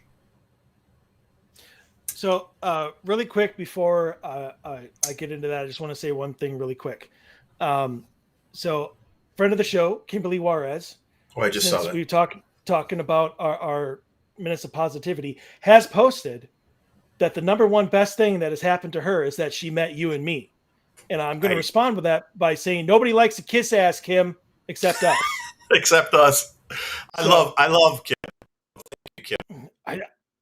I do too. Because that is a beautiful moment. Okay. Me posted. I can't see it, and I tried to click on it, and I can't get it bigger. But it looks like a little photograph. So I'm going to assume, Jenny, if you're listening, I'm assuming that's a moment of positivity too. I'm assuming it's not like you giving us the bird or something. No, I think it's a photograph. It's not an emoji. Because if it was an emoji, it looks like it's a little picture. I think it's a GIF, and it might be a bird. So she might be giving us the bird. Oh, all right. Well, Jenny, we love you anyway. Anyways, all right. To answer your question, yeah. So I mean, there are a lot of people out there who do believe that television screens and puddles of water, I mean, anything that has a reflective surface can do the exact same job as a mirror. I think the reason that we choose mirrors to be the focal point of this theory is because it's so clear. Like, everything in a television screen is either dark or distorted, depending on how old it is. I mean, flat screens are a little different, but I'm looking at the TV that's here right in front of me, and I can barely see myself, and I'm like 3 feet from it. So it's a hug, Jenny. Thank you, Jenny. It's a hug. So okay. Well, one more mystery. Right. Exactly. There we go. And one more mystery solved. So. But see, I could sitting here, I could see, well, and I'm close, right? I mean, I'm very close because I'm sitting at my desk. My TV's on my desk. So I can see myself pretty clearly in my reflection of my TV set. I don't think it's like if you walk by the TV. Okay. So the TV that's on the wall upstairs, obviously it's 65 inches. It's a monster, right? You walk by it during the day when it's sunny out. Nobody needs to know about the good stuff here. It's 24 inch. It's 24-inch piece of shit. It's an LCD. Yeah, it only works 24% of the time. Yeah. Well, when you could get them at Black Friday for $200, I don't think it's a big deal anymore. So people aren't going to come raid the house for a $200 TV. But anyway. So during the day, with the blinds open, you can see yourself in a mirror or in a TV set pretty damn good. It's a pretty damn reflective surface. You can see the whole house. So my question to you, have you ever seen anything in a reflection of a TV set? No. You personally? But no, of course not. Okay. Look who you're asking. So the house I grew up in, we had a console TV, with that you had to get up and I was the remote control. Naturally, yes. Right, exactly. So Dave, go put on Channel 9 News. Go put on Channel 7. Go put on Channel 5. We had 9 channels, maybe 7 channels of TV. So that console TV, it was a tube TV, obviously. So I don't know that's the surface was more or less reflective than the TV I have now. But I saw things moving in that TV set. Shadow figures moving across the room, things crawl across scoot through the room low to the ground. And, when it was off during the day, at night, evening time, stuff like that, I saw stuff like that. So as we're doing the show and as I'm researching it, I'm wondering to myself, why is it my stock pot can't, a demon's not going to pop out of my stock pot? Why is it an alien being isn't going to show up? Hat-Man's not going to show up out of my stainless steel polished stock pot or a chrome hubcap on a car. Why does it have to be a mirror? Again, I don't think it has to be. But look online. There's no conversation going on about people having negative experiences or any type of experience out of a chrome hubcap that they have hanging on the wall of their garage. But they went to an estate sale and they bought a mirror and they hung it in their guest bedroom, and now their whole life has gone to shit.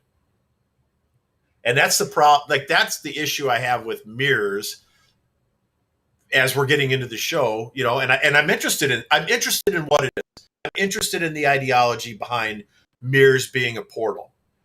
But I don't know. I have this stopping block of it's just a reflective surface. Having somebody who has personally restored mirrors. So basically, I'm creating a brand new mirror because that's what you're doing. You're making a mirror. One mirror, you scrape it off. It's no longer a mirror. It's a piece of glass. Now you recreate a mirror. It's man-made. I get it. But I'm curious as to why these other reflective surfaces aren't. Why does nobody talk about it? I think because nobody puts that type of intention into them. I mean, nobody looks at a hubcap and be like, I wonder if there are any spirits coming out of my rear tires. Nobody does that. Who the hell does that? Show me who does that, and I'm going to punch them in the face because they're stupid. Way to keep on the positive trait there. I'm going to punch them in the face for being stupid. And that's very positive for me. That to society. But why? Okay, so somebody collects hubcaps. They put them on the wall of their garage. They're having a bad day. They look in the hubcap and they say negative things to it. They expound all this negativity before they walk into the house. So they leave all of this negativity in this object in the garage on the wall as a decoration piece, not on the rear tire of a car. Again, who screams at a hubcap? Nobody screams at a hubcap. People scream at everything, man. People scream at their animals. People scream at their people trees. People scream at the sky. People scream at their lawn. People scream at everything. Energy is being released in a negative fashion to a billion different objects. So okay, but hold routers. But hold, I don't care what it but is. hold on.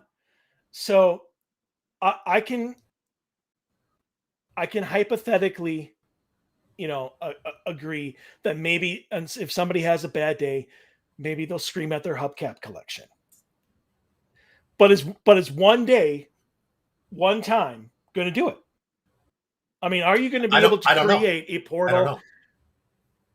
Well, start collecting chrome hubcaps, and when you get your own place, then you can start screaming at them, and we'll No, I'm not. No, I'm not. You can experiment.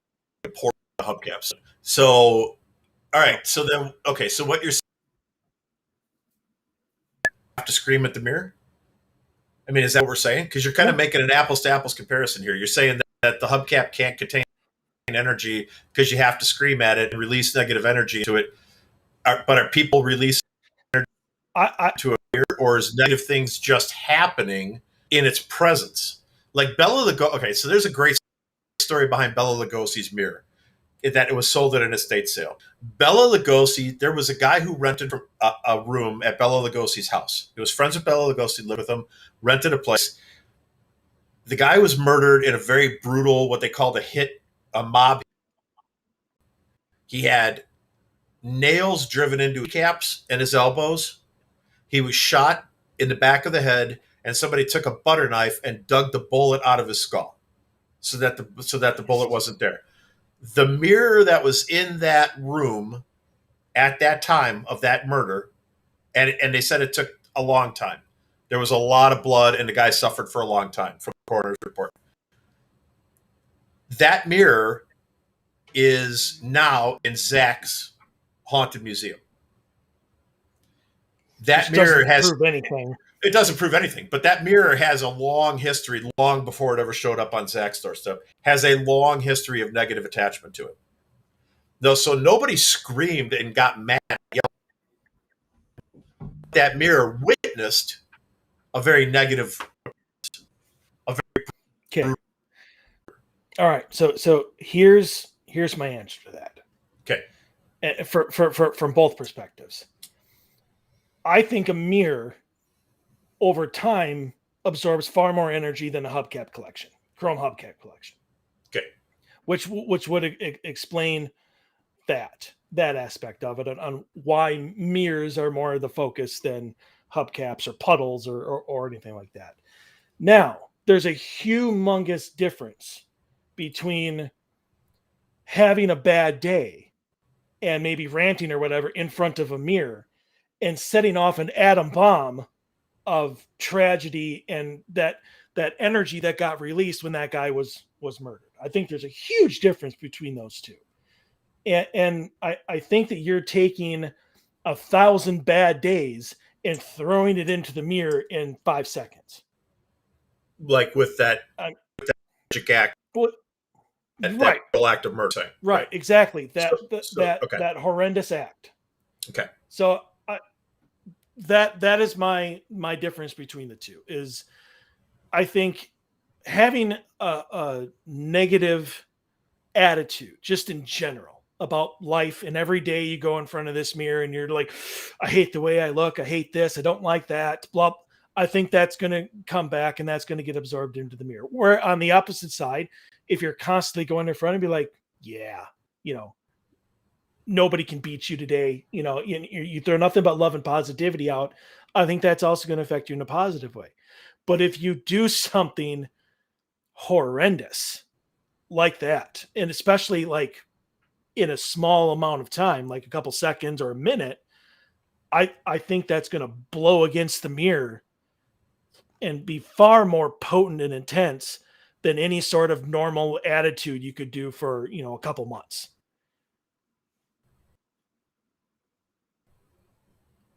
Like a gigantic of negative energy. Which is, and if you follow the mirror, I mean, there's a lot to it. People that have owned it, there's a lot of negative, like a lot of bad things have befallen the people that have owned that mirror. And that when the mirror was removed, things got better. And we're not saying, obviously, we're focusing on mirrors tonight, but there are a lot of different objects that can hold energy. Sure, it's not just mirrors. I mean, but we're focusing on. So, Bert, as we're here to the last 6 let's touch scrying, and I didn't want to spend it because I'd really like to have a guest on a future show that really that does scrying, like we talked about Michelle, which I think would be a phenomenal guest on scrying. And I want to touch on psychometry, which is kind of reading objects with the power of touch, which psychometry is a form of scrying. So, holding on to a physical object with psychometry, you read the energy of the object. So that's what we've been talking about tonight. We've been talking about energy, positive, negative. I don't really think we talked about neutral, but who wants to talk about neutral energy? So let's say just positive or negative type of energy. So one of the things that I found interesting as I was looking up as far as whether you have psychometric abilities is that people who are typically empaths make the best psychometry readers. This is especially true of those who have reasonable skills with clairsentience. Those people tend to be the best at psychometry. Some of the signs that you might be inclined to psychometry include visiting antique stores to make that when visiting an antique store, it makes you feel weird or gives off a strong vibe that causes you to kind of alter your path. You cannot own used furniture. I found that to be kind of interesting. You feel uncomfortable in spaces with too many objects. So there's too much energy. You get bombarded by energy, kind of like being hypersensitive to EMF. You cannot wear old clothes or used jewelry. Pawn shops make you feel overwhelmed. And you must, and this is interesting, you feel like you must impulsively wash your hands after picking up a used object. And I got to say, I've never tried to do psychometry. I know what it is. I've never tried it. But having the antique store, there were times when I would go to estate sales and or flea markets and stuff like that and kind of go picking for stock for the antique store. And I would pick something up and I would immediately feel like I needed to wash my hands.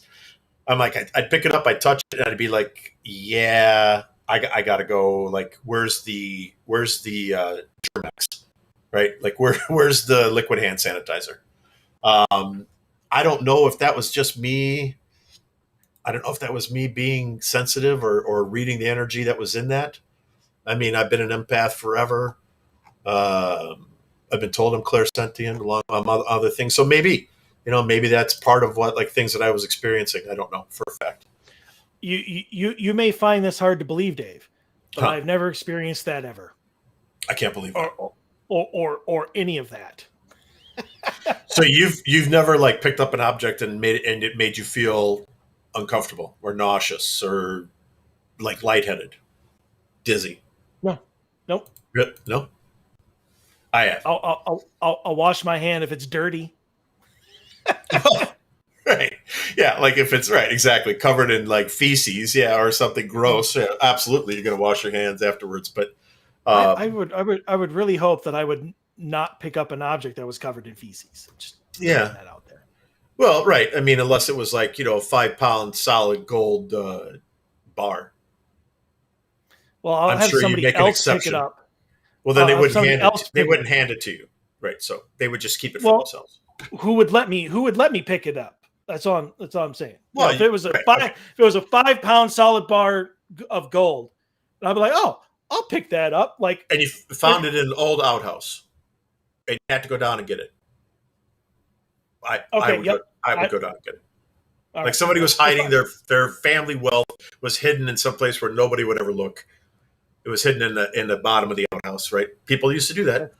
They would stuff their money in quart mason jars and then stick it down the crap hole, because who the hell's going to go look for your wealth in an old outhouse? I have a location that is a historic place, and they still use an outhouse. I'm gonna have to shine my flashlight down into that hole and just see what's going on there, just in case. Exactly. I agree with you.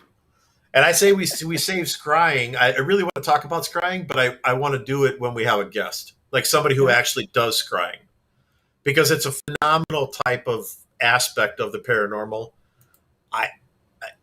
I've never tried to scry. I don't know. It just hasn't been on my bucket list of things to do. Maybe somewhere down the road I'll give it a shot.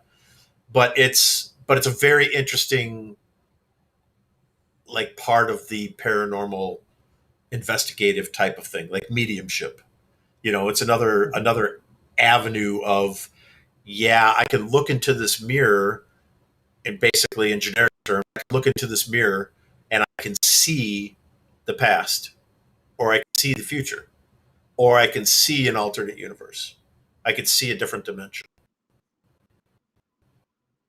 I think that somebody like Michelle would be fun for, like, I know I'm wearing that out, but would be a phenomenal guest to have on for a show on scrying. I agree, but so right now I'm looking into a mirror and I'm seeing that it's the end of the show. It is the end of the show. So all right, so we really want to start the whole, like, 5-10 minutes of positivity starting next week. So please, if you're watching this, send in a good story, a positive story of love, whatever, so we can share it here on the air, odysseyfilesradio@gmail.com. So if anybody wants to just catch the audio version of all of our shows, I've never said this before, but you can get us on iHeartRadio, Apple, Spreaker, Google, anywhere you get your normal podcasts. It's up there. And then if you want to go all the way back to the beginning, if you want to hear how we started, if you want to hear how the great Elizabeth Saint was our first guest, you can go to odysseyparanormalsociety.com/radio. And all 196 episodes are on there. So there's some winners. There's some winners. There are some winners in there.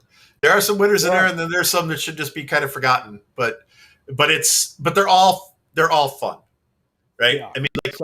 We try to talk about serious topics, but we always try to bring a smile at the same time. So and that's what you're going to find. So that does it for us this week. We hope Ronnie LeBlanc from Expedition Bigfoot will be your guest next week. Hope that works out. If not, we'll have another phenomenal show anyway. So we'll see you there. Thank you to Elizabeth Saint for producing the show once again and allowing us to be part of the Cosm Network. And for all of us here at the Odyssey Files, we wish you a good week. Stay safe, stay healthy. We'll see you then.